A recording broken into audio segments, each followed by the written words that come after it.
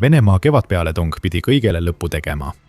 Ukraina pidi langema, Donbass pidi kuulama Venemaale. Lõpuks oleks Putin saanud kõik, mida ta on rahuläbirääkimistel nõudnud, kuid Ukrainal olid teised plaanid.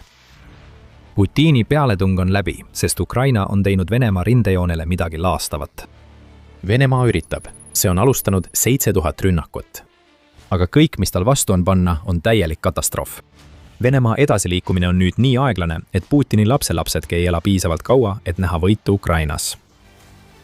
Venemaa on proovinud. Ja kuidas veel? Deep State'i andmetel näitab Venemaa ründeoperatsioonide tempo statistiline analüüs, et mais kasvas Venemaa rünnakute maht 37,5% võrra. See oli Putini suur pealetung. Pärast paari rasket kuud, mil Venemaa kaotas kevadrinde algfaasis umbes 70 000 sõdurit, pidi see rünnakute arvu kasv lõpuks Ukraina murdma. Maiku lõpuks oli Venemaa korraldanud üle 7000 rünnaku Ukraina vastu. See peaks näitama jõudu. Aga kui vaadata nende rünnakute tulemusi, siis tegelikult paistab välja meeleheide. Vaatamata sellele kevadpealetungi intensiivistamisele ei saavutanud Venemaa territoriaalses plaanis praktiliselt midagi. Mai lõpuks oli Venemaa selle uue rünnaku tulemusena vallutanud vaid 14 ruutkilomeetrit Ukrainast. Kuulsid õigesti, 14 ruutkilomeetrit. Võrdluseks on see territoorium umbes Los Angelese rahvusvahelise lennujaama ehk LAX-i suurune. Nii et Venemaa on sisuliselt suutnud kuu ajaga vallutada lennujaama suuruse maa-ala, samal ajal kui ta korraldas Ukrainale rohkem rünnakuid kui ühelgi teisel 2026 aasta perioodil. See pole lihtsalt halb tulemus. See on nii täielik katastroof, et Putin võiks elada mitu elu ja ikkagi ei näeks Ukraina langemist.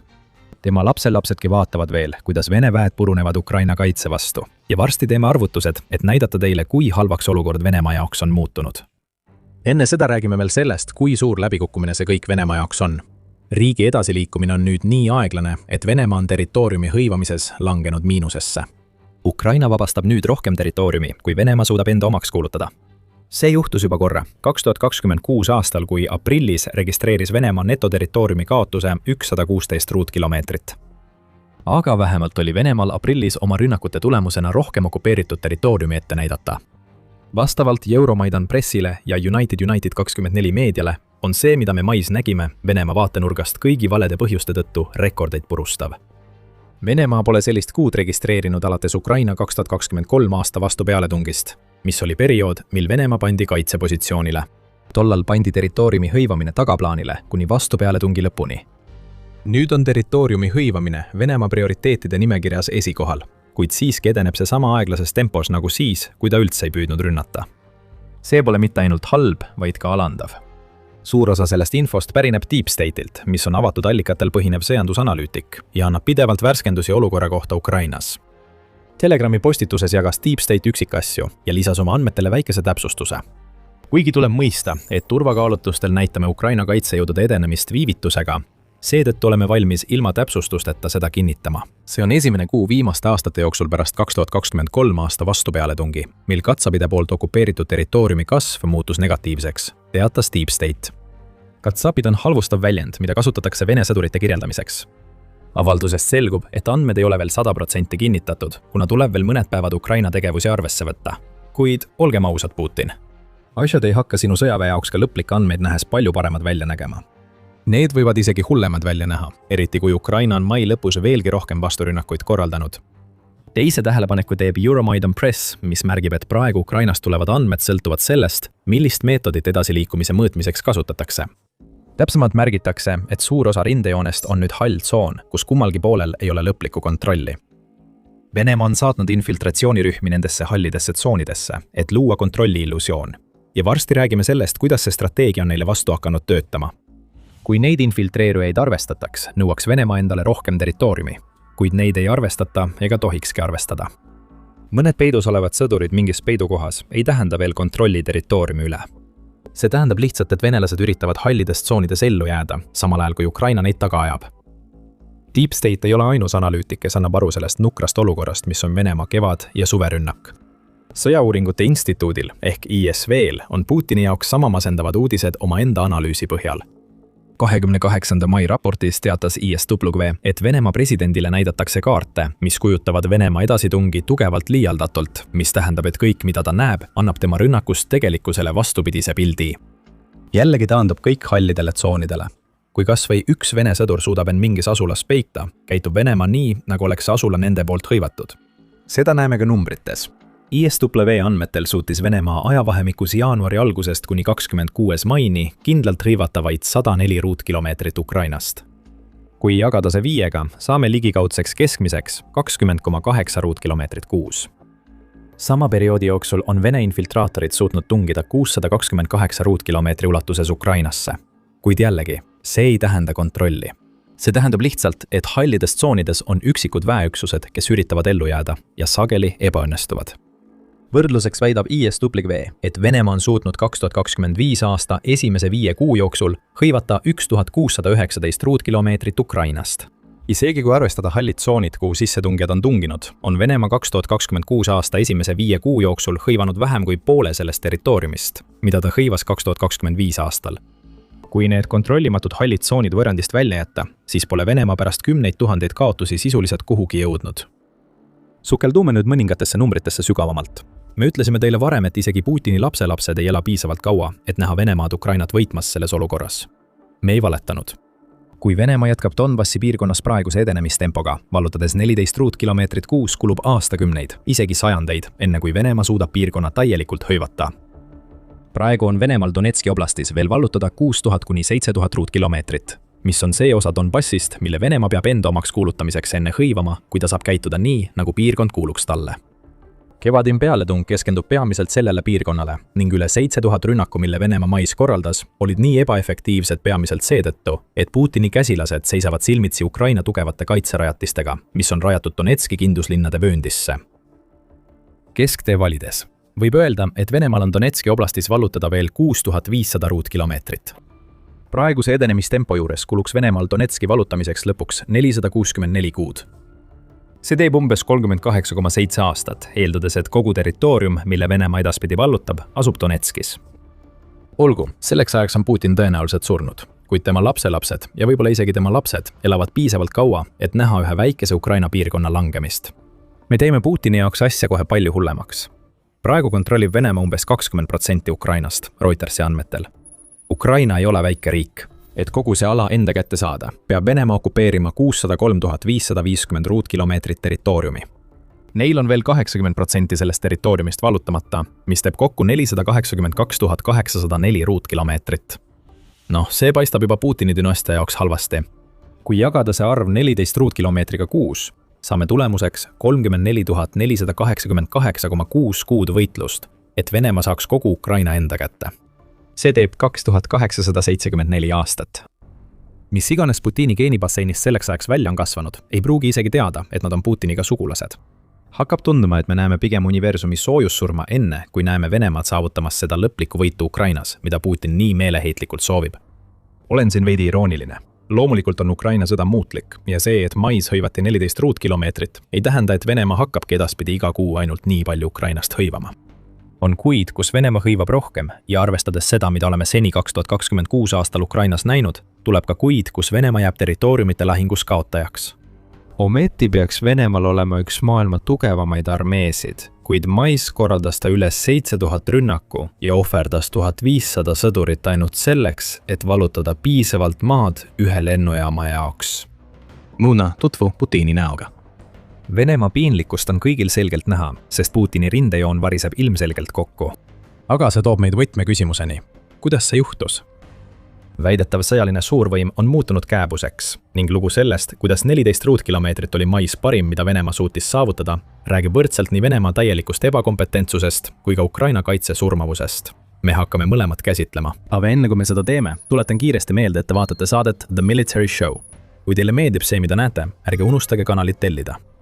Me avaldame iga päev videoid, mis käsitlevad Ukraina sõda ja teisi sõjalisi arenguid üle kogu maailma. Kõigepealt Venemaa taktikalised apsakad. Oleme juba maininud Venemaa infiltreerumistaktikaid. 2025 aastal ilmunud strateegia on lihtne. Selle asemel, et alustada suuri mehhaniseeritud rünnakuid, mis iseloomustasid sõja esimesi aastaid, eelistab Venemaa nüüd saata väikeseid üksusi, sageli vaid mõne sõduriga, hallidesse tsoonidesse. Nende ülesanded on lihtsad. Nad leiavad koha, kuhu peituda ja loodavad, et abi saabub. Samas kasutab Venemaa neid infiltraatoreid selleks, et oma numbreid paisutada, muutes Vene edasitungid tegelikust muljetavaldavamaks. Mõned usuvad, et see lähenemine on Ukrainale ohtlikum, teatas New Voice of Ukraine 3. mail. See on kindlasti vaiksem. Liha ei saadeta enam lihaveskisse päris samamoodi nagu varem, kuna Venemaa sõdurid liiguvad pimeduse varjus ja hoiavad raadiuset minimaalsena. Nad üritavad võrgust läbi lipsata, mitte võrku puruks rebida. Aga just see infiltreerumisstrateegia on suur põhjus, miks Venemaa tegelikult territoriaalsed edusammud on nii tagasihoidlikud, nagu me praegu näeme. Nagu United 24 meedia välja toob, oli infiltreerumisstrateegia suurim eelis 2025 aastal see, et Ukraina polnud selleks valmis. Venemaa suutis suure osa aastast edeneda väikeste üksustega ja seejärel jätkas suuremate rünnakutega. See ei juhtu enam 2026 aastal. Ukraina on nüüd teadlik sellest, mida Venemaa teeb, mis tähendab, et need vähesed infiltreerujad, keda Venemaa praegu saadab, ei jõua enamasti isegi oma sihtmärkideni, enne kui Ukraina droonid nad elimineerivad. Need, kes siiski jõuavad oma sihtkohta, ei püsi seal kaua, sest veelgi rohkem droone ja maapealsed meeskonnad jälitavad neid ja hävitavad nad. Siin on vihje selle kohta, millist rolli Ukraina mängib Venemaa ebaõnnestumistes. Jää meiega, et rohkem teada saada. Asi on selles, et kunagi oli olemas nutikas Vene strateegia, mis on nüüd muutunud strateegiliseks silmuseks Putini kaelas. Kõik, mida need infiltraatorid teevad, on hallides tsoonides ringi liikumine enne, kui nad surevad. Nad ei hõiva tegelikult territooriumi. Selleks, et Venemaa saavutaks Ukrainas mingeidki tõelisi taktikalisi edusamme, on tal vaja mingit mehhaniseeritud toetust, mis toetaks tema infiltreerumisstrateegiat. Aga see on Putini jaoks veel üks probleem. Venemaal ei ole seda, mida ta vajab oma rünnakute tugevdamiseks.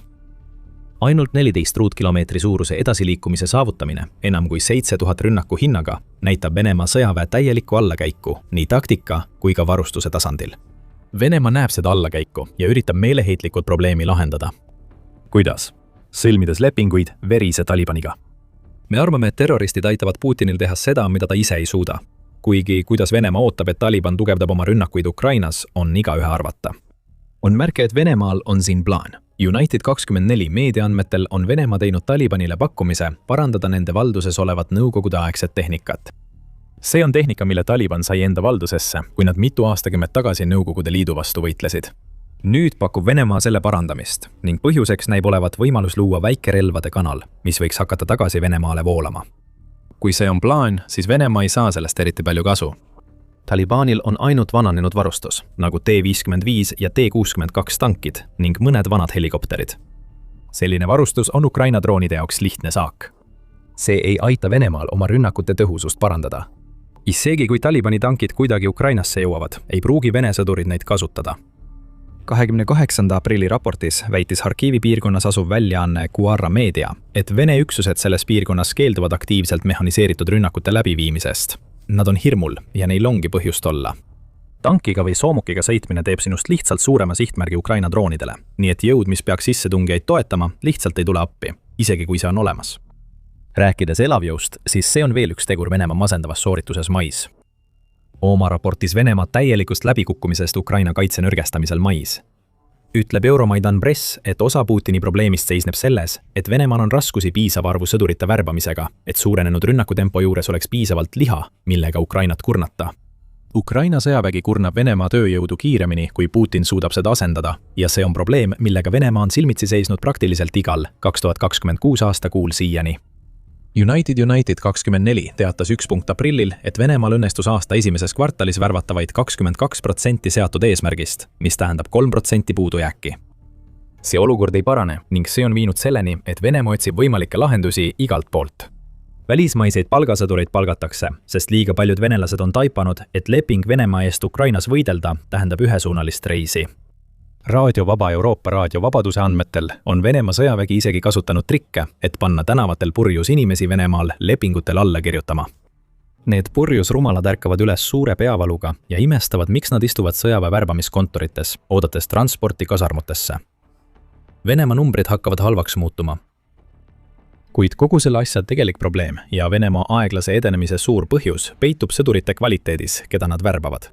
Venemaa võtab inimesi sellest, mis veel alles on, kõige kehvemast valikust. Targani raportite kohaselt saavad mõned värvatud vaid 2 nädalat või vähem väljaõpet, enne kui nad rindele saadetakse. Sellest ei piisa millekski muuks kui ainult edasiliikumiseks ja lootmiseks, et sind drooniga õhku ei lasta. Ükski neist värvatutest ei tea eriti midagi positsiooni hõivamisest või hoidmisest. Ukrainal tuleb lihtsalt jätkata Vene elavjõu kulutamist ja tulemuseks on see, mida me mais nägime. 7000 rünnakut inimeste poolt, kes on vaevu sammuke tsiviilisikutest kõrgemal, Ukraina armee kogenud professionaalide vastu. Sellest saab tulla ainult üks tulemus ja Venemaa on just avastanud, mis see on. Ja see toob meid tagasi Ukraina juurde.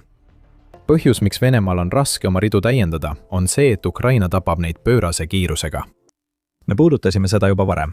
70 000 kaotust 2 kuuga on Venemaa jaoks katastroofiline. See näitab ka, kui tõhusalt Ukraina suudab Venemaa infiltreerimisstrateegiat tõrjuda.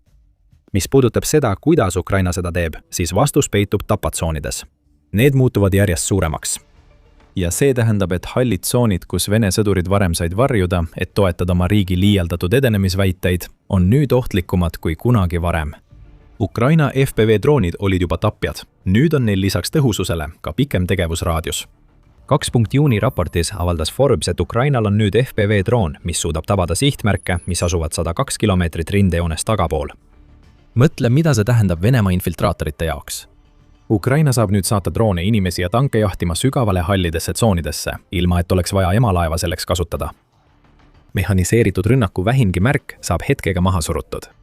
Tankid ja soomukid ei pääsegi lähedalegi, mis annab Ukrainale veelgi rohkem aega jahtida väikeseid sõdurite üksusi, mida Venemaa saadab hallidesse tsoonidesse. Kuna FPV droonitehnoloogia areneb, kasutab Ukraina ka uut põlvkonda keskmaa droone, et Venemaad tagalas rünnata. Need droonid hävitavad juhtimispunkte, mis tähendab, et niigi minimaalne side rindega kaob täielikult. Ukraina uued droonid ründavad ka õhutõrjet, avades rohkem võimalusi rünnakuteks ning hävitades tagalas logistilisi teid ja taristut. Kõik see on suunatud tugistruktuuride hävitamisele, millele tuginevad rindepealsed rünnakud. Ja selle tulemusena näeme, kuidas Venemaa halvasti välja õpetatud kahuriliha hävitatakse tuhandete kaupa, olenemata sellest, kui palju rünnakuid nad alustavad. Mis puudutab seda, mis edasi saab, siis Putin ei jõua imeväel arusaamisele, et Vene pealetung on kokku varisenud. Ta jätkab tuhandete rünnakute käskimist ja Ukraina tõrjub neid edasi. Tegelikkus on see, et Venemaa pealetung oli läbi enne, kui see üldse alata jõudis. Mais vallutatud 14 ruutkilomeetrit maad on naeruväärne. See on täielik katastroof Putini jaoks ja alandus, mis tähendab, et Ukraina sõda kestab kaua pärast seda, kui tema lapsed ja tema lastelaste lapsed on ammu kadunud. Ja kõik see toimub ajal, kui Venemaa ise saab Ukraina poolt üha uuesti ja uuesti lööke. Ainus asi, mis Venemaal veel alles on tema võime sooritada kaugmaa rünnakuid. Seda mängu saavad mõlemad mängida. Pärast seda, kui Venemaa ründas Kiievit, vastas Ukraina laastavate löökidega sügavale Venemaa südamesse. Uuri välja, miks see tähendab, et Ukraina sõda võib jõuda oma kõige kriitilisemale tasemele, vaadates meie videot. Ja kui sulle see video meeldis, siis ära unusta tellida The Military Show'd, et sa jääks ilma meie uutest videotest. Aitäh vaatamast!